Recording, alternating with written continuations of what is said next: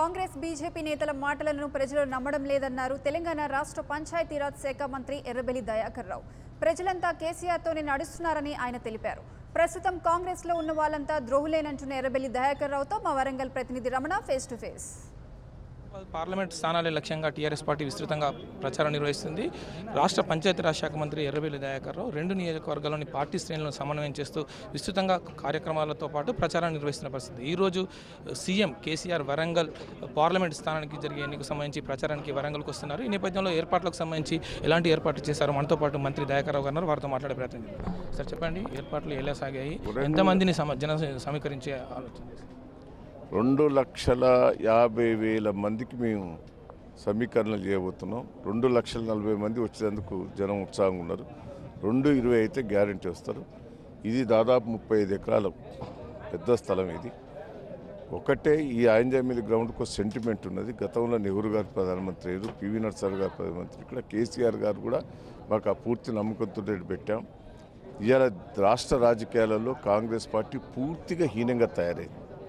ఒక సమర్థమైన నాయకుడు లేడు. ఎంతో కొంత ఇండివిజువల్గా ప్రజలలో బలం ఉన్న నాయకులందరూ కూడా కాంగ్రెస్ పార్టీ విడిచిపెట్టిపోతున్నారు. ఇప్పుడు సబితా ఇంద్రారెడ్డి, సునీత లక్ష్మారెడ్డి, అదే తిరిగా డీకే అన్న, సుధాకర్ రెడ్డి, కొంత ప్రజలలో ఇండివిజువల్గా గెలిచే శక్తి ఉన్నవాళ్ళు. ఇవాళ కాంగ్రెస్ పార్టీలో శక్తి ఉండి ప్రజలలో బలం ఉన్న వాళ్ళు ఎవ్వరు లేరు. ఇలా కాంగ్రెస్ పార్టీలో మిగిలిపోయిన వాళ్ళు బ్రోకర్లు, రౌడీలు, ల్యాండ్ మాఫియా, గుండాలు తప్ప ఎవరు కూడా కాంగ్రెస్ పార్టీలో లేరు. ప్రజలలో విశ్వాసం ఉన్న నాయకుడు ఎవరు కూడా లేడు. కాంగ్రెస్ పార్టీ భూస్థాపితమైంది. బీజేపీ దేశంలో కూడా పడిపోతున్నది. కాంగ్రెస్ పార్టీ కూడా అధికారం వచ్చే పరిస్థితి లేదు. ఇవాళ ప్రాంతీయ పార్టీల హవా ఉన్నది.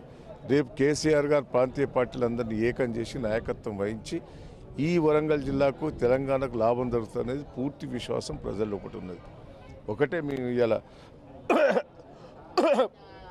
మోడీ గారు మోసం చేశాడు, కేంద్రంలో కాంగ్రెస్ పార్టీ మోసం చేసి ఇలా కోచ్ ఫ్యాక్టరీ ఎప్పటించండి, బయ్యారం ఎప్పటించండి, ఎస్ఆర్ఎస్పి బాబ్లీ ప్రాజెక్ట్ తోటి మొత్తం నీళ్లు ఎడారైపోయింది. ఇవాళ కాళేశ్వరం తీసుకొచ్చి జాతీయ ప్రాజెక్టు తేవాలి, బయ్యారంలో ఫ్యాక్టరీ తీసుకురావాలి, కోచ్ ఫ్యాక్టరీ తీసుకోవాలి, విమానాశ్రయం చేసుకోవాలి. ఇవన్నీ కూడా మనం ముందట ఉన్నాయి. కేంద్రం నుంచి నిధులు తీసుకొచ్చేందుకు ఎంపీని గెలిపించి, ఎంపీలను 16 సీట్లు గెలిపించి తెలంగాణకు మద్దతు తెలపాలనేది ప్రజలు ఖచ్చితంగా సపోర్ట్ చేశారు.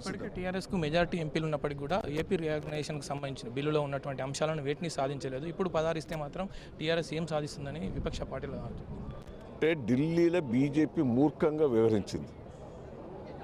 అందుకనే మేము చేసినామని కూడా అంటలేము. మాకు బీజేపీ ప్రభుత్వం మాకు సపోర్ట్ చేయలే. ఇవాళ మేము 16 సీట్లు వచ్చినాక బీజేపీ రావద్దు, కేంద్రంలో కాంగ్రెస్ పార్టీ రావద్దు. 2 దేశాన్ని, రాష్ట్రాన్ని ముంచినాయి. కాంగ్రెస్ పార్టీ కూడా నాశనం చేసింది, మోడీ గారు నాశనం చేసిండు. ప్రాంతీయ పార్టీలది హవా నడవాలి, ప్రాంతీయ పార్టీలో కేంద్రంలో, ఢిల్లీలో అధికారం రావాలనేదే మా కోరిక.